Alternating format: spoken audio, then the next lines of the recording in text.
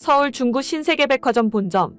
남자 화장실에서 촬영된 실험 카메라로 인해 전 세계가 뜨겁습니다. 팔에 깁스를 한 미군이 소변기 앞에서 안절부절 못하다가 옆에 소변을 누고 있는 사람에게 충격적인 요구를 하는 실험 카메라였는데요. 중국과 한국에서 동시에 촬영된 이 실험으로 인해 촬영 패널들뿐만 아니라 촬영팀까지 큰 충격에 빠지고 말았다고 합니다. 과연 한국에 온 미국 촬영팀이 서울 신세계백화점 본점에 있는 남자 화장실에서 무슨 일을 목격한 걸까요? 안녕하세요. 저는 미국 보스턴에 사는 CBS 방송국 막내 작가인 리바이라고 합니다. 제 아버지는 미합 중국 육군인 델타포스의 대원이셨는데요. 이 부대는 극비 부대라서 현재 불리는 정식 명칭마저 군 최고의 기밀 사항이라고 합니다. 아버지는 2001년 9.11 테러 발생 직후에 일어난 아프가니스탄 전쟁에서 끝내 사망하셨습니다. 아버지가 돌아가실 때 제 나이는 고작 8살이었어요. 슈퍼맨 같았던 아버지가 돌아가셨다는 사실이 그땐 너무도 충격이었습니다. 어머니도 아버지의 죽음을 받아들이기 힘들어하셨습니다. 무려 10년이나요. 그 끝은 참담했습니다. 어머니도 아버지를 따라 스스로 목숨을 끊어버리셨어요. 아버지를 잊지 못해서 아버지를 따라가신 거죠. 우울증으로 인한 자살이란 판결이 나서 어머니 사망보험을 받을 수 있었네요. 그렇게 제 나이 18살에 부모님 두 분을 모두 잃게 되었습니다. 제게 남은 가족이라고는 중국 우한에 있는 삼촌뿐이었어요. 삼촌은 자동차 제조업체에서 근무하다가 중국으로 장기 출장을 권유받았다고 했습니다. 아직 미성년자라서 보호자가 필요했기 때문에 삼촌이 제 보호자가 되어주기로 했죠. 18년 인생, 미국을 떠나본 적이 없던 저는 처음으로 비행기를 타게 되었습니다. 학생 땐 친구들이 전부잖아요. 헌데 삼촌에게 가면서 친구들과 헤어진다고 생각하니 마음이 좋지 않더군요. 기분이 울적해서 중국으로 가는 비행기를 타자마자 눈물을 터뜨리고 말았습니다. 어머니 사망보험금을 함부로 쓰고 싶지 않아서 중국 저가항공사를 이용했어요. 아직 어머니의 죽음을 인정할 수도 없었거든요. 그런데 출발 시간이 다 되었는데도 안내 방송은커녕 출발할 여지가 보이지 않았습니다. 비행기에 무슨 문제라도 생긴 건지 괜히 저가항공을 이용했다 싶었죠. 삼촌에게 연락하려고 핸드폰을 켠 순간 주위가 소란스러워졌습니다. 가만 보니 중국 승무원이 군복을 입은 승객에게 불편한 감정을 표하고 있었습니다. 고객님, 죄송하지만 얼른 내려주시겠어요?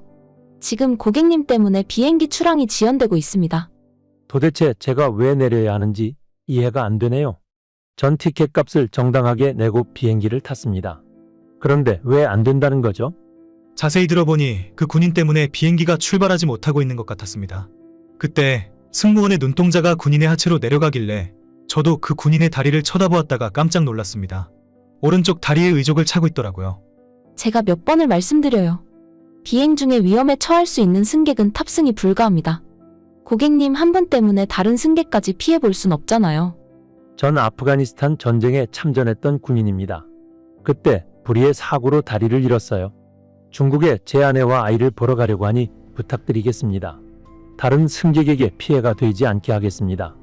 그건 고객님이 장담할 수 있는 일이 아닙니다. 저희가 판단하는 거니 얼른 내려주세요. 이미 다른 승객들에게 피해가 되고 있습니다.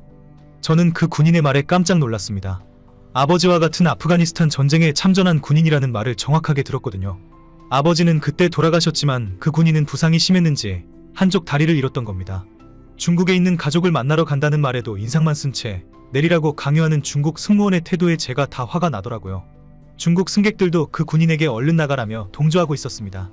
아버지가 떠올라서 자리에서 벌떡 일어났어요. 다가가서 무례한 그 승무원을 나무랄 생각이었습니다. 하지만 저보다 먼저 나선 사람이 있었습니다. 중년 남성이었는데 중국어도 영어도 유창한 실력의 소유자였습니다. 제가 의사입니다. 이 군인의 건강에 위험 신호가 온다면 제가 전적으로 책임질 테니 얼른 출발하시죠. 눈도 깜빡하지 않고 단호하게 말하는 중년 남성은 한국인이었습니다. 그의 포스에 중국인 승객들의 야유 소리는 줄어들었지만 승무원은 똥 씹은 표정으로 계속 거절하더군요. 시간이 점점 지체되자 중국을 제외한 다른 나라 승객들이 목소리를 높이기 시작했습니다. 그 승무원과 얘기해도 대화가 통하지 않자 사무장을 불러오라는 한국 중년의 말에 승무원이 살짝 당황하더군요. 30분이나 지연된 비행기에 사무장이 드디어 모습을 드러냈습니다. 승객 여러분, 불편을 끼쳐 정말 죄송합니다. 저희 직원은 그저 규칙을 지키려고 한 거니 너그럽게 용서해 주세요. 제가 책임지고 다시 교육하겠습니다. 정말 죄송합니다. 곧 비행기가 이륙할 예정이니 자리에 앉아주시면 감사하겠습니다. 사무장은 그 군인을 비롯해서 한국인 중년 의사에게 깊은 사과의 말을 전하고 승객들에게도 사과했습니다. 그러고는 머지않아 드디어 비행기가 땅에서 떠올랐죠.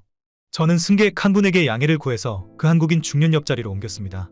미군을 왜 도와줬냐고 물었더니 왜 도와줬냐고요? 정말 이상한 질문이네요. 당연한 걸 한 것뿐입니다. 라고 대답하더군요. 처음엔 무슨 동문서답인가 했습니다. 무어라 대답해야 할지 머리가 돌아가지 않아서 가만히 쳐다만 보고 있었어요. 도움에는 국경도 나이도 필요가 없죠? 한 사람의 도움으로 누군가의 상황이 조금이나마 나아질 수만 있다면 그걸로 된 거 아니겠어요? 그 중년의 말을 이때는 이해하지 못했습니다. 하지만 그에 대한 궁금증은 사라지지 않았어요. 더 궁금하고 그에 관해 알고 싶었습니다. 중국에 도착하기까지 저는 한국인 중년과 쉴 틈 없이 대화를 나눴어요. 그의 일대기를 들으면서 한국이란 나라도 궁금하더군요. 더 묻고 싶은 게 많았지만 중국에 도착하는 바람에 그와 인사를 하고 헤어져야 했습니다. 다행히 공항에 삼촌이 마중 나와 있어서 삼촌 차를 타고 집으로 쉽게 갈 수 있었습니다. 저는 삼촌에게 비행기에서 있었던 일을 신나게 알려주었어요. 아버지와 같은 전쟁에 참전한 군인을 본 이야기도 하고 그 군인을 위해서 나서준 한국인 중년 남성 이야기도 했습니다. 삼촌은 한국인 이야기가 나오자마자 즐겁하면서 말했습니다. 리바이, 한국인이랑 말을 섞었다고? 위험하게 그런 사람이랑 말을 섞다니 교육을 다시 받아야겠구나. 삼촌의 다급함에 의아했습니다. 비행기에서 만난 한국인은 너무도 친절하고 전혀 위험해 보이지 않았거든요. 하지만 삼촌의 말에 삼촌이 왜 이렇게 민감하게 반응했는지 알겠더군요. 한국과 중국은 날아간 사이가 좋지 않다고 했습니다. 한국이 박근혜 대통령 정부일 때 미국의 요구로 사드라는 걸 배치했는데 그 레이더가 중국까지 도달하는 바람에 관계가 틀어지기 시작했다고 했어요.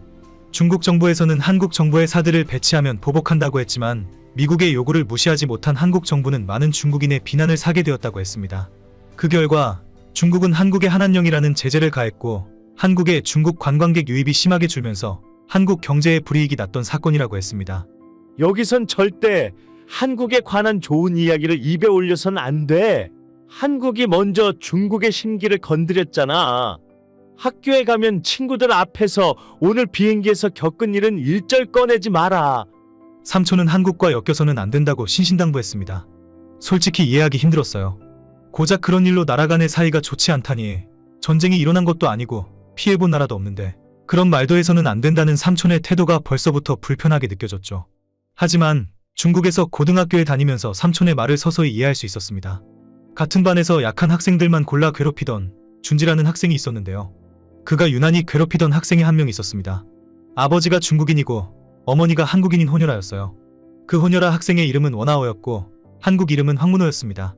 어머니가 한국인이라는 이유로 괴롭힘을 당하는 학생을 보다가 저는 결국 참지 못하고 나서고 말았어요. 제가 미국 출신의 아버지가 군인이라서 그런지 반 친구들이 저를 조금은 무서워하는 느낌이었거든요. 준지 그만해. 너 같은 놈들이 이 작은 학교에서나 선망받지. 사회 나가면 원아오보다 밑바닥에 있을 놈이라고. 그러니까 약한 사람 괴롭힐 시간에 책을 한 권이라도 더 봐. 다른 친구들한테 피해 그만 주고. 그 순간 제 얼굴로 준지의 주먹이 날아왔고 몸싸움이 시작됐습니다. 다들 말릴 생각은 하지 않고 싸움을 더 부추기기만 했죠.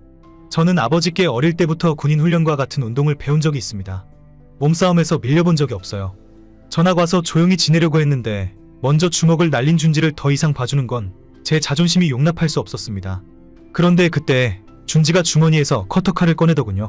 주위 친구들도 심각성을 느끼고는 그를 말리려 했지만 이미 이성을 잃은 상태였습니다. 준지는 제게 칼을 들이밀면서 서양인이라고 봐주는 것도 정도가 있어. 한국인을 감싸고 도는 거야. 지금 나는 한국을 감싸는 놈이라면 그 누구도 그냥 넘어가지 않아.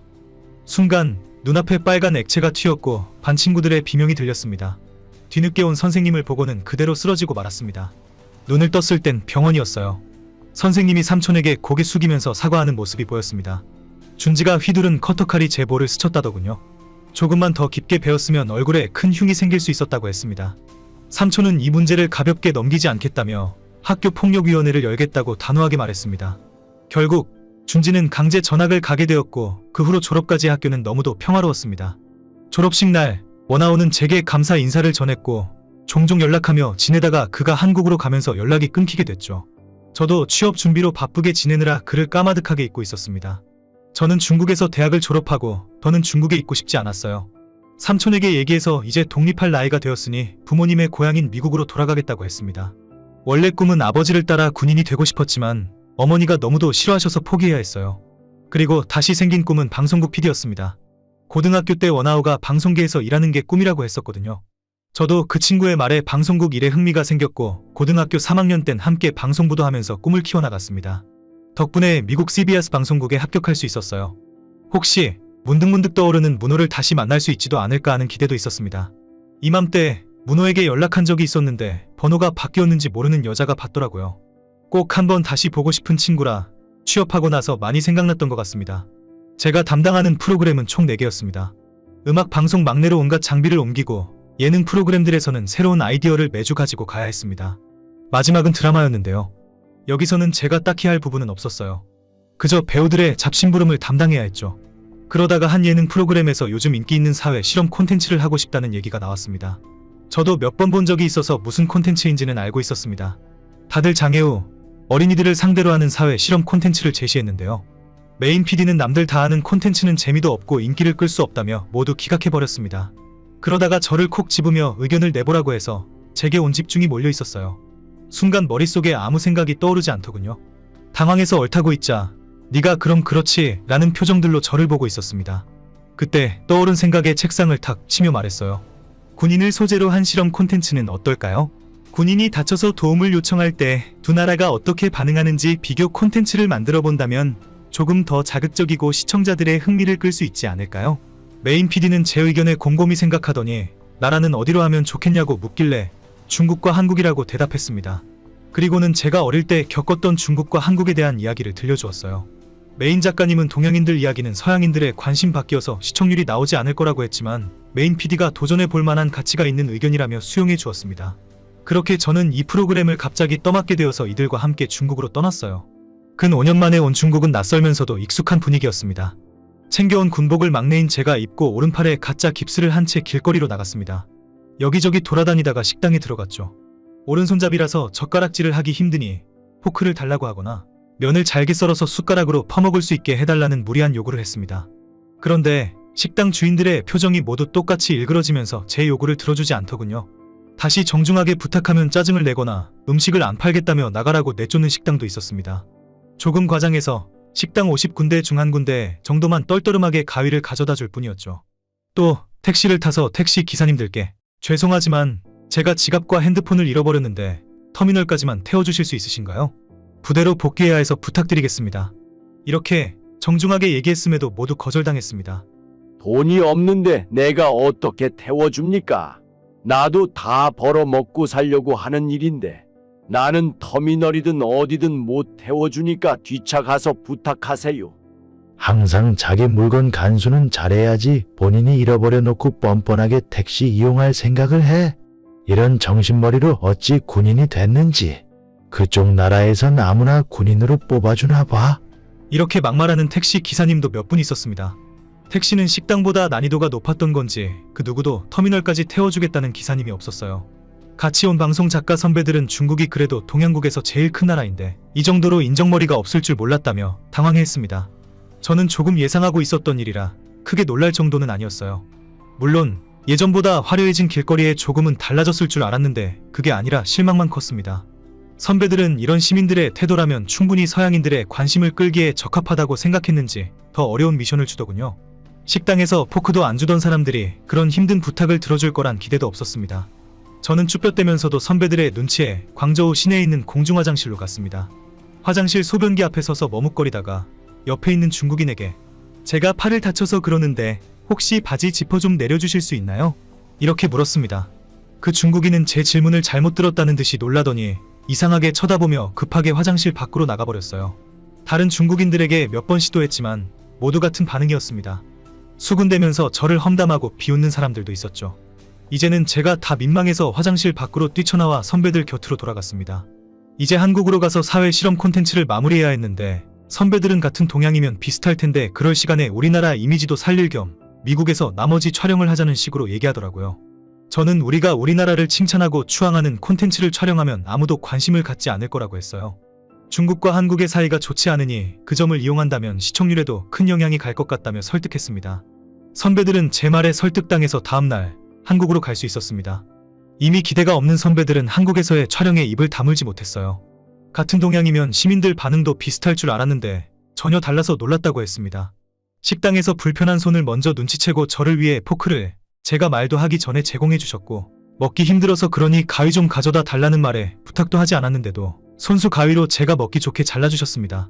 버스 정류장에서 신발끈을 묶으려고 할 때 도와달라 얘기하지 않아도 한국인들은 남녀노소 가리지 않고 도와주더라고요.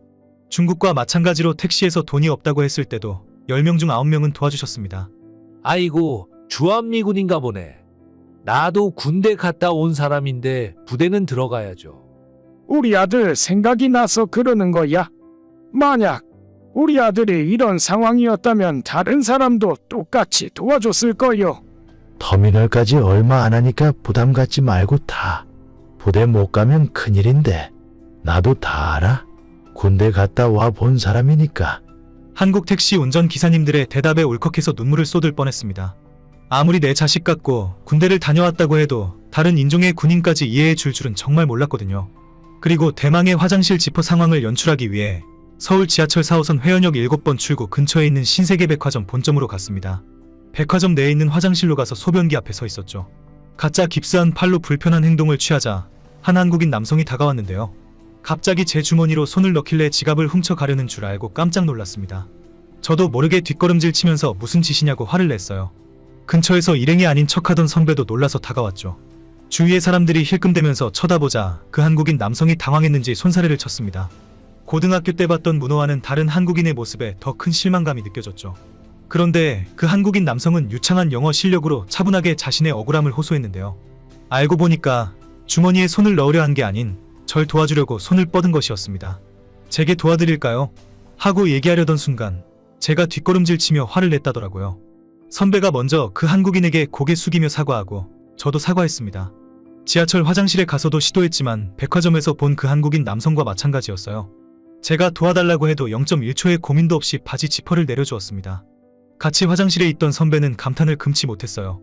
한국인들의 인정과 시민의식이 정도일 줄 몰랐다며 나와서 박수 갈채를 보내기도 했습니다.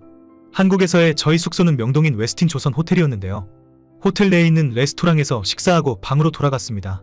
샤워까지 마치고 잠자리에 누웠는데 핸드폰을 찾아도 보이지 않더군요. 구석구석 찾아봐도 보이지 않아서 선배들 방에 전화했지만 다들 제 핸드폰은 보지 못했다고 했습니다. 혹시 레스토랑에 두고 왔나 싶은 마음에 헐레벌떡 달려갔지만 이미 마감하고 운영이 끝나 있었어요. 사람이 당황하니까 머리가 하얘지면서 바보가 되는 기분이었습니다. 결국 포기하고 숙소로 돌아가서 오지 않는 잠을 청하려고 했죠. 그때 누군가 벨을 눌렀습니다. 선배인가 싶어서 문을 벌컥 열었다가 쏘스라치게 놀라고 말았어요. 제 앞에 서 있는 사람은 바로 제가 찾고 싶었던 고등학교 친구 문호였습니다. 멀끔하게 호텔 유니폼을 입고 서 있는 그의 모습에 놀라서 말문이 막히고 말았습니다. 그도 놀랐는지 절 한참이나 보다가 리바이 맞지? 하고 묻길래 그제야 정신을 차리고 대답했죠. 그리고 그는 제게 그토록 찾아다녔던 제 핸드폰을 돌려주었습니다. 알고 보니까 문호 어머니가 호텔 지배인이라고 하더군요. 레스토랑 직원이 핸드폰을 프론트에 가지고 와서 제 방 호수까지 정확히 말했다더군요. 저는 이 많은 객실 손님을 전부 외우고 있는 한국 직원들의 암기력에 놀랐습니다. 아마 미국이었다면 벌써 누군가 핸드폰을 주워가고 찾지 못했을 텐데 아무 손상도 없이 돌아온 핸드폰에 신기하면서도 감사했네요. 문호는 방송계가 자신과 맞지 않았다고 했습니다. 그도 어머니를 따라 호텔에서 근무하고 싶었는데 아버지가 반대했다고 하더라고요. 문호 아버지가 방송국 PD였는데 문호를 자신처럼 만들고 싶어하는 욕심이 있었다고 했습니다. 문호는 중국에서의 삶이 너무도 힘들어서 졸업하자마자 한국으로 왔고 그때부터 호텔리어 준비를 했다고 했습니다. 저는 그의 앞날을 응원해 주었고 저희는 번호를 교환하며 다시 둘도 없는 친구 사이로 지내게 되었어요. 미국으로 돌아와 중국과 한국에서 촬영했던 사회 실험 콘텐츠를 방송에 내보냈습니다. 갑자기 예능 메인 PD님이 절 다급하게 찾길래 혹시 콘텐츠가 망했나 걱정이 앞섰어요. 하지만 PD님은 저를 보자마자 끌어안으면서 시청률이 40%대가 넘었다고 했습니다. 요즘처럼 미디어가 발달한 시대에 시청률 40%를 넘기는 게 쉽지 않은 일이었거든요. 제 의도대로 중국인들에 대한 비난이 쏟아지면서 그건 그거대로 시청률 증가에 영향을 주고 있었습니다. 이건 중국을 모함하려는 방송 아닌가요? 미국이 요즘 중국한테 질 것 같으니까 이런 주작도 하네. 이런 거짓 방송으로 시청자들의 환심을 사는 방송은 없어져야 합니다. 요즘도 이렇게 나라 이간질로 방송 어그로를 끄는 방송국이 있다니. 그것도 유명한 방송사에서 이러는 건 충격이네요. 우리 중국에 대해 자격지심을 느끼는 건 알겠는데 적당히들 좀 하쇼. 우리 선생님이 그러는데 한복과 김치, 태권도는 우리 중국 문화라고 합니다. 한국이 전부 우리를 따라하는 건데 한국 시민의식이 좋다고? 도둑질만 하는 민족인데? 이런 방송 정말 기분 나쁘네요. 국장님까지 와서는 제가 내세운 콘텐츠가 마음에 든다며 저희 팀에게 보너스를 약속했습니다. 그렇게 저는 담당 프로그램이 생겼고 이 프로그램에서 제가 무려 메인 작가가 되었습니다. 메인 PD님이 제게 콘텐츠 콘티를 전부 맡기셨거든요. 저는 곧 다시 한국에 방문해서 한국의 선진 시민의식을 담은 콘텐츠를 촬영할 예정입니다. 이번에는 문호와 문호 어머니의 도움으로 호텔에서 촬영하기로 했습니다.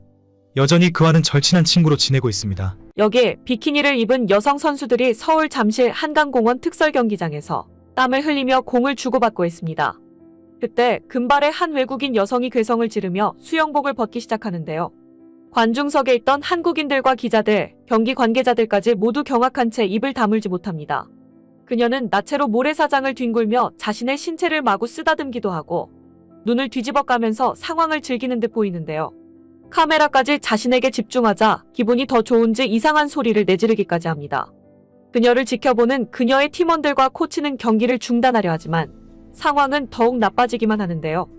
과연 비치발리볼 대회 때문에 한국에 방문한 이 외국인 여성에게 잠실 경기장에서 무슨 일이 있었던 걸까요? 안녕하세요. 저는 미국 캘리포니아주 샌디에이고에서 비치발리볼 선수로 활동하는 아밀리아라고 합니다. 선수로 활동 중에 저희 팬이던 남편 케이든을 만나서 결혼하게 되었습니다. 딸 셋을 낳고도 계속 경기를 뛰느라 육아는 남편이 맡아서 해주었어요. 연년생인 딸들을 돌보기 힘들었을 텐데 남편에게 항상 고마운 마음이랍니다. 2008년 베이징 올림픽 때 개막식 참석차 중국을 방문하게 되었는데요. 개막식 다음 날 한창 비치발리볼 연습 중인 제게 누군가가 다가오더니 엉덩이 윗부분을 찰싹 때리더라고요. 깜짝 놀라서 돌아봤더니 중국 관계자였습니다. 저 아밀리아 씨 팬인데 이렇게 만나서 영광이네요. 경기 잘 보겠습니다. 열심히 해주세요. 격려의 말을 건네고 유유히 사라지는 중국 관계자의 화가 치밀었습니다. 같은 팀원들도 그의 무례한 태도에 인상을 찌푸렸죠. 하지만 이건 큰 문제가 아니었습니다. 팀 동료 선수의 비키니가 엉덩이 사이로 끼어들어 묘한 연상작용을 일으키는 사진이 떠돌아다니고 있더군요. 코치님은 변호사를 통해서 중국 언론사를 고소했습니다. 당연히 선수들을 성적 희롱한 중국 언론사의 잘못이 분명했는데 그들은 잘못을 인정하지 않고 명예훼손으로 역고소했다더군요. 어처구니가 없었어요. 중국인들의 태도에 코치님도 변호사님도 화가 나 있었습니다. 그들의 주장은 이러했습니다. 비치발리볼 선수들의 복장이 문제 아닙니까? 기자인 우리는 사진을 찍어야 하는 게 일인데 본인들이 알아서 성적 대상이 되지 않게 유니폼을 맞췄어야죠. 비치발리볼 선수들의 유니폼이 꼭 비키니여야 하는 이유가 있는 것도 아니잖아요. 뭐 우리라고 찍고 싶어서 찍은 줄 아세요? 어쩔 수 없었다고요. 그렇게 다 벗고 있는데 우리가 뭐 가리고 찍어야 하는 겁니까? 진짜 어이가 없네요. 이에 미국 언론사들이 반박하기 시작하면서 중국과 미국의 나라 다툼으로 커지고 말았습니다. 여성 선수들이 원피스 수영복을 입을 수도 있지만 비키니를 선택하는 이유는 편하기 때문이에요. 비키니는 비치발리볼에 적합한 기능적인 유니폼일 뿐입니다. 땀과 모래가 범벅이 되는 문제가 발생하지도 않고요. 비키니를 입었다는 이유만으로 성적 대상이 될 수밖에 없다는 말은 인정할 수 없어요. 저희는 기자 인터뷰에서 유니폼을 비키니로 입을 수밖에 없는 이유를 설명했습니다. 그런데 중국 기자들은 이해할 수 없다는 표정으로 여성 선수들이 비키니 차림으로 허리를 잔뜩 굽힌 모습은 일반인들이 보기엔 성적으로 자극적이에요. 그렇게 비키니 기능이 뛰어나다면 남자 선수들에게도 비키니를 입혀야 하는 거 아닌가요? 남자 선수들은 비키니를 입지 않아도 경기에 능합니다. 이건 어떻게 설명하실 거죠? 이렇게 황당한 여론 물타기를 시작하더군요. 말도 안 되는 말로 반박하는 중국 언론사들의 미국 언론사들도 맥을 못 추고 있었습니다. 중국 언론사들은 자신들이 이겼다는 생각에 미친 듯이 비치발리볼 여성 선수들을 성상품화하고 있었는데요. 그때 여러 나라의 비치발리볼 선수팀들이 목소리를 내주었습니다. 유니폼 선택권은 선수들의 자유다. 긴팔, 긴바지 유니폼을 입고 경기를 뛰어보고 얘기해라. 경기할 때 모래가 옷 안으로 들어가지 않기 때문에 움직임이나 호흡을 방해하지 않는 비키니 복장을 선택하는 것은 당연하다. 모래가 쌓이면 몸이 무거워져서 경기에 방해가 된다. 중국이 이를 비판하고 비난할 권리는 없다. 이렇게 지지해주더군요. 결국 중국 언론사들은 비치발리볼 여성 선수들을 성상품화했던 기사를 전부 내리고 사과문을 올렸습니다. 팀원의 노골적인 사진을 기사화했던 언론사에서는 손해배상금도 물어주었죠. 상황이 일단락되고 연습에 힘을 가하던 중 코로나가 터지고 말았습니다. 경기를 뛸 수 없게 된 사실이 슬펐지만 그동안 못했던 육아에 힘써보기로 했습니다. 첫째와 둘째는 초등학생이어도 막내는 아직 유치원생이었기 때문에 육아하는 게 보통 일이 아니더라고요. 아이들이 더 어릴 때 남편 혼자 육아했단 생각이 미안하면서도 고마웠습니다. 남편은 제가 육아하는 동안 못했던 취미 생활에 푹 빠져 있었습니다. 남편은 원래 필라델피아 관현악단에서 바이올리니스트였어요. 저와 결혼하면서 악단에서 나와 육아에 전념했는데 코로나 때는 문화센터에서 바이올린 연주에 몰두해 있었습니다. 이때까지만 해도 저희 식구에게 아무런 문제가 없었는데 한 사고로 인해 인생이 완전히 달라졌죠. 이날은 딸 셋을 전부 재우고 딸들을 코로나 바이러스 감염으로부터 보호하기 위해서 손소독제를 손에 뿌렸어요. 평소처럼 촛불을 켜려고 소독제가 흠뻑 묻은 손으로 불을 켰습니다. 그때 작은 불씨가 손에 들고 있던 소독제 용기에 올마붙더니 5초 만에 폭발해버린 거예요. 그 불씨는 제 손뿐만 아니라 몸과 얼굴 전체를 빠르게 뒤덮었습니다. 아주 잠깐의 의식이 있었던지라 온몸이 타는 듯한 뜨거움을 느끼다가 곧바로 쓰러지고 말았습니다. 사람이 죽을 때 불에 타서 죽는 게 제일 고통스럽다고 하더니 겪어보니 알겠더군요. 다시는 겪고 싶지 않은 끔찍한 사고였습니다. 며칠 후 정신을 차렸을 땐 남편과 딸들 그리고 코치님과 팀원들까지 병원에 와서는 믿을 수 없다는 표정으로 울고 있었습니다. 깨어난 저를 보고도 초상 분위기여서 웃어주려고 했는데 얼굴이 이상하게 잘 움직이지 않더라고요. 얼굴을 손으로 만지려고 하자 손이 벙어리 장갑 같은 손싸개로 감싸져 있었습니다. 그제야 일이 크게 잘못되었다는 걸 느꼈어요. 온몸은 붕대로 감싸져 있고 눈만 겨우 뜰 수 있는 정도라는 사실을 알게 되었죠. 제가 몸부림치자 더는 고통을 느끼지 못하게 약물을 투여해 주어서 계속 잠만 잤습니다. 10일이 지나서야 의사를 만날 수 있었습니다. 아밀리아 씨는 전신 65% 3도 화상을 입었지만 다행히 수술은 잘 끝났습니다. 3도 화상이면 피부 표면뿐만 아니라 근육질 손상까지 발생하는 중증도 화상이에요. 지금부터는 감염과 폐혈증으로 인한 합병증에 안 걸리도록 주의하셔야 합니다. 또 의사는 제게 손소독제가 기본적으로 인화성 물질이라 알코올을 포함하고 있어서 손소독제를 조심히 다뤄야 한다고 했습니다. 손소독제 성분을 몰라서 최근 화상 환자들이 늘었다고 하더군요.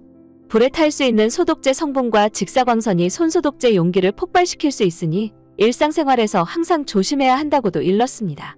이 정도 화상은 자연적 회복이 어렵고 의학적 조치를 통해 피부를 재생시켜야 한다고 했습니다.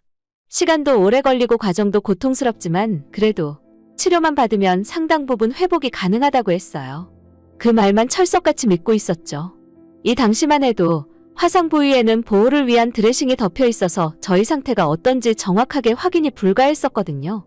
한 달이 지나고 피부 표면의 간지러움이나 통증이 어느 정도 사라졌을 때 거울을 볼 수 있었는데요. 거울에 비친 제 얼굴을 보고 오열할 수밖에 없었습니다. 그동안 산소 치료와 성장 인자 흡인 치료, 염증 억제 치료를 꾸준히 받아서 화상 자국이라고 해봤자 흉터 정도만 남았을 줄 알았습니다. 하지만 제 예상과는 다르게 왼쪽 얼굴의 반절이 괴물처럼 일그러져 있었습니다. 목 아래로는 왼쪽과 오른쪽을 구분하기도 힘들 만큼 전체적으로 화상 자국이 선명하게 남아 있었어요. 이게 끝이 아니었습니다. 화상 입은 부위에는 붉은색과 노란색 등으로 얼룩덜룩하고 징그러운 물집이 돋아나 있었거든요. 그나마 회복이 되어 보이는 부위엔 종양처럼 건조한 막이 생성되어서 이 또한 정상적인 피부처럼은 보이지 않았습니다. 직접적으로 화상을 입지 않은 부위에도 염증이 생겨서 부어 있었어요. 특히 입 주변은 근육이 크게 손상되어 표정을 짓거나 말할 때마다 이상한 형태로 움직였습니다. 마치 마귀알몸처럼 보이더군요. 저도 제 얼굴이 흉측해서 충격이었는데 딸들은 이런 제 얼굴을 마주하자마자 비명을 질러대며 남편 뒤로 숨어버렸습니다. 남편은 안타까운 눈빛으로 저를 보고 있었어요. 그 누구보다 딸들에게 외면당하니까 죽고 싶다는 생각밖에 들지 않았습니다.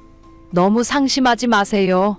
관리를 어떻게 하는지에 따라 정상 피부처럼 새살이 돋을 수도 있고 흉터가 완전히 낫지 않으면 성형을 통해 피부를 이식하는 방법도 있습니다.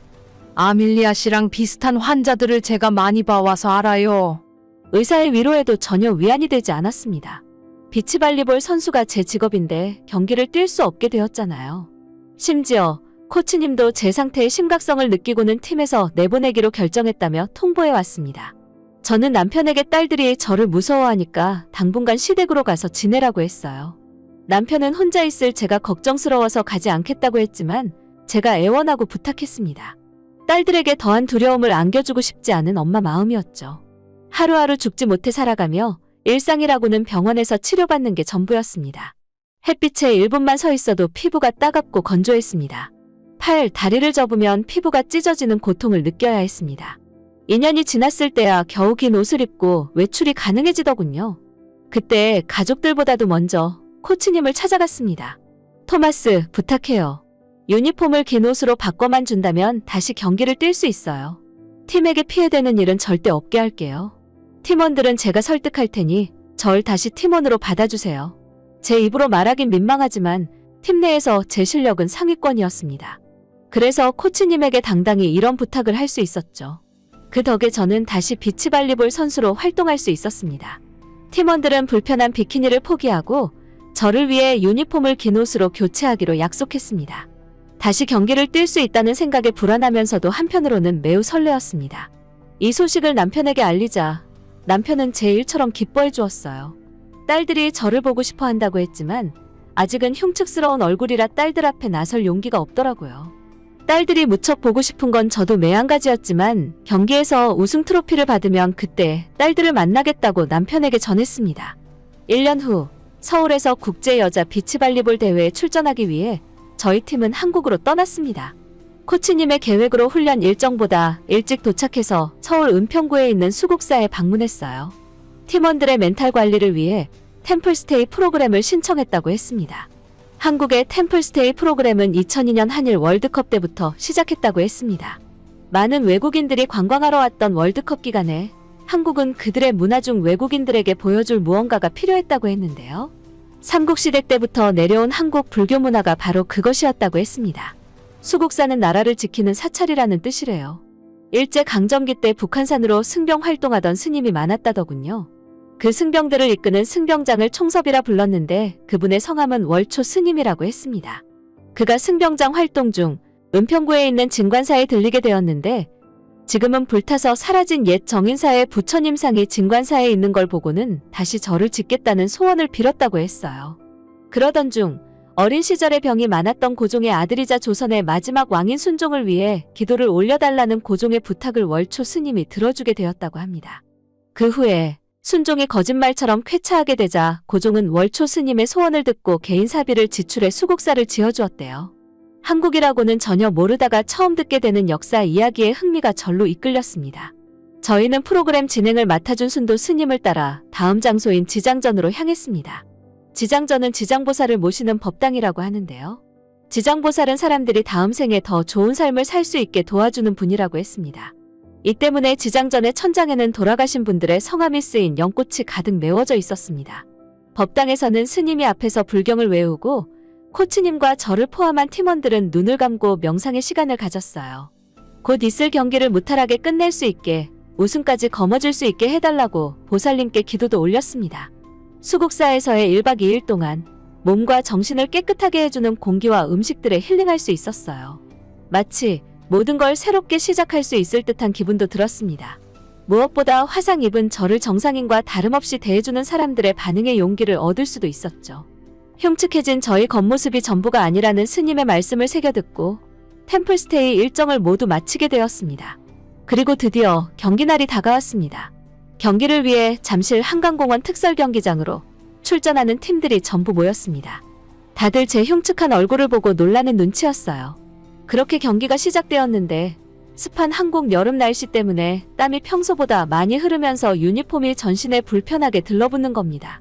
그렇다고 경기를 중단할 순 없었기에 최선을 다해 경기에 임하고 있었어요. 그런데 그때 상대팀에서 넘긴 공이 바닥에 닿기 직전이라 실점 위기에 처했습니다. 저는 몸을 날려서 공을 쳐냈고 저희 팀 점수를 따낼 수 있었어요. 하지만 그날따라 유난히 모래가 옷 안으로 많이 들어오면서 가려움이 심해지고 있었습니다. 경기에 집중하지 못할 만큼 따갑고 가려워서 이후로는 실수만 연발하게 됐죠. 결국 코치님이 급하게 타임을 외치셨고 대기석으로 가자마자 옷 안으로 물을 들이부었습니다. 그래도 피부가 가려운 증상은 나아지지 않더군요. 코치님은 제게 더 할 수 있겠냐고 물었고 저는 끝까지 하고 싶다고 결의를 다졌습니다. 그렇게 다시 코트에 섰지만 계속되는 실수에 팀원들의 표정이 어두워지고 있었습니다. 팀원들 눈치에 식은땀까지 흘리자 피부는 더더욱 안 좋아지고 있었습니다. 코치님은 제 상태를 보고 안절부절 못하고 있었고 팀원들도 제게 괜찮냐며 물어왔는데요.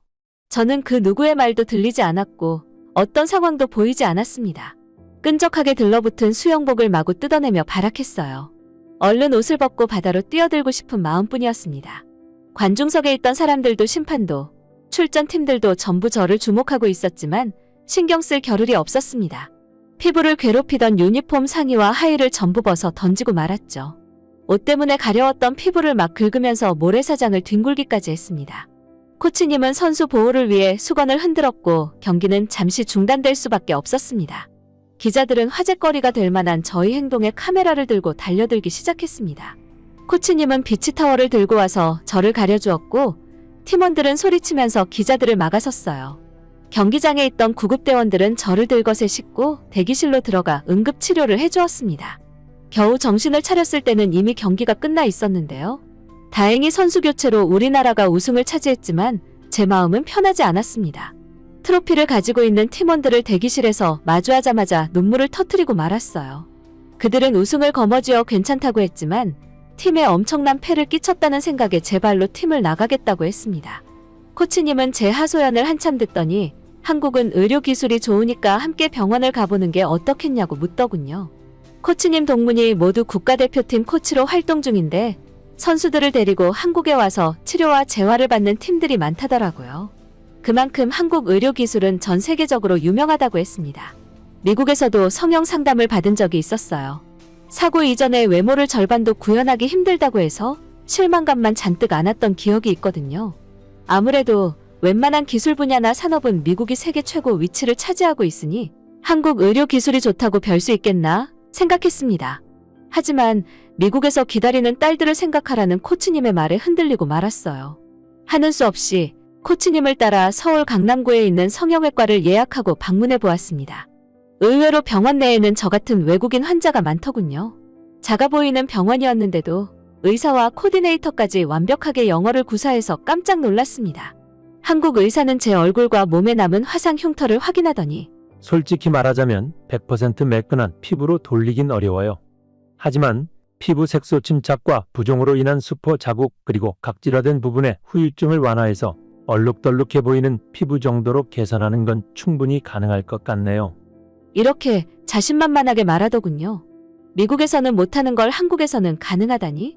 믿을 수 없었습니다. 촉진 치료와 레이저 치료, 그리고 얼굴의 형태를 복원하는 수술까지 다방면의 치료가 포함된다고 했어요.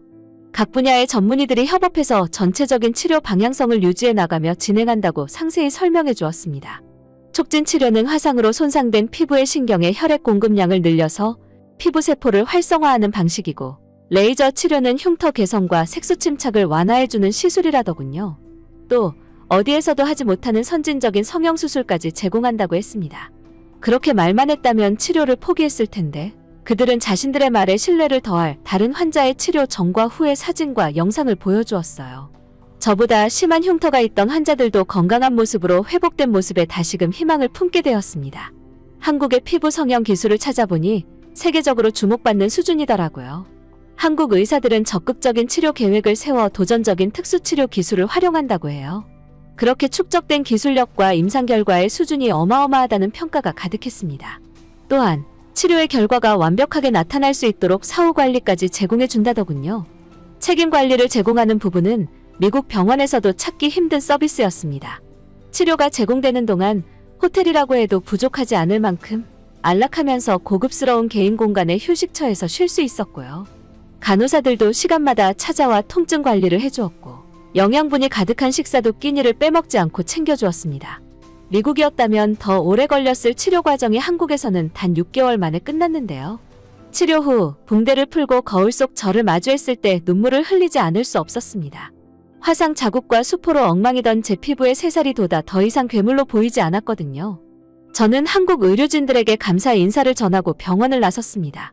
한국에서 치료받자고 했던 코치님께도 감사 인사를 전했어요. 그런데 이상한 점이 하나 있었습니다. 경기 중에 제가 옷을 벗어 던지는 바람에 인터넷에 기자 사진이나 관중들이 찍은 영상이 퍼졌을 줄 알았는데 전혀 없더라고요. 혹시나 하는 마음에 코치님께 물었더니 안 그래도 그 사실이 정말 놀라워. 네가 그렇게 괴로워할 때 다들 널 걱정하기만 하더라. 사진을 찍거나 영상을 찍는 사람도 없었어. 이 나라는 알면 알수록 정말 독특한 것 같아. 코치님의 말에 저는 감동에 눈시울이 붉어졌습니다.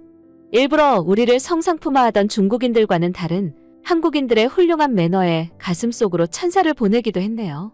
또 경기 관계자들이 관중들이 경기장을 빠져나갈 때 만에 하나를 대비해서 양해를 구한 후 관중들의 핸드폰을 전부 확인해 주기도 했다고 했습니다. 관계자들에게 걸린 이들이 아무도 없을 만큼 그들의 핸드폰은 깨끗했다고 했죠. 한국에 커다란 은혜를 지고 저는 다시 미국으로 돌아왔습니다. 남편과 딸들을 다시 만나게 되었고 95%나 복원된 화상 흉터를 보고 남편은 눈물을 펑펑 쏟았어요. 딸들도 더는 저를 무서워하지 않았고요. 그리고 무엇보다 다시 비치 발리볼 선수로 활동할 수 있게 되었고 햇빛에 직접적으로 닿아도 피부의 가려움이나 따가움이 전혀 느껴지지 않습니다. 이 정도의 화상 자국은 부끄럽지도 않게 되었죠. 저의 겉모습뿐만 아니라 마음가짐까지 변하게 해준 한국. 제게는 은인과도 다름없는 한국에 꼭 한번 다시 방문하고 싶어요. 그때는 가족들과 함께하고 싶네요.